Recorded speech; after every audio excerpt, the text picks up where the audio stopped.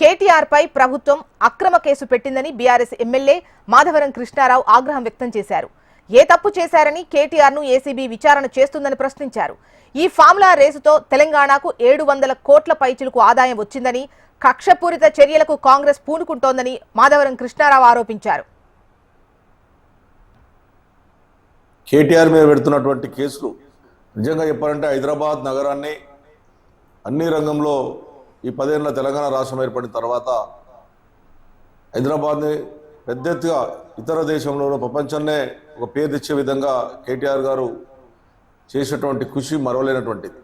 ఎందుకంటే ఆ రోజున కరెంటు లేక అల్లాడిపోతున్నటువంటి కాంగ్రెస్ ప్రభుత్వంలో కరెంటు లేక ఇబ్బంది పడినప్పుడు జనరేటర్లు పెట్టుకున్నటువంటి సందర్భాలు చూసాం. హైదరాబాద్ ప్రజలు ఎంత ఇబ్బంది పడ్డారు.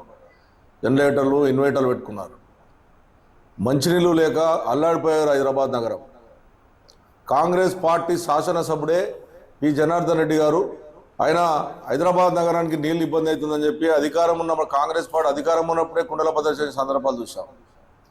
దాన్ని మరిపించినటువంటి నాయకుడు కేటీ రామారావు గారు. ఇంటింటికి మంచినీళ్ళు, అదేవిధంగా అండర్ పాస్లు, రోడ్లు, డ్రైనేజీలు, వాటర్ లైన్లు, బ్రిడ్జెస్. హైదరాబాద్ నగరంలో ఇప్పుడు హైదరాబాద్ వచ్చినామంటే చాలామంది ఫిలిం యాక్టర్స్ కూడా అన్నారు హైదరాబాద్ సింగపూర్ అన్నటువంటి మాటలు మాట్లాడింది కూడా చూసాం. అంత పెద్దగా హైదరాబాద్ని డెవలప్ చేస్తే ఈ రోజున ఒక రేసు అది నేషనల్లోనే ఏ రాష్ట్రంలో చేయనటువంటి ఆ రేసు తీసుకొచ్చి హైదరాబాద్ నగర్ బ్యాండ్ పెంచాలి, భారతదేశాన్ని ఇతర దేశాలకు కూడా ఒక బ్యాండ్గా ఉండాలనేటువంటి ఆలోచనతో ఆ రోజు కేటీ రామారావు గారు తీసుకొచ్చి దాన్ని ఒక ప్రపంచ స్థాయిలో గుర్తింపు చేశారు. ఎంతోమంది ముఖ్యమంత్రులు ట్రై చేసినప్పుడు కూడా సాధించలేదు. అది మా కేటీ రామారావు గారు సాధించారు.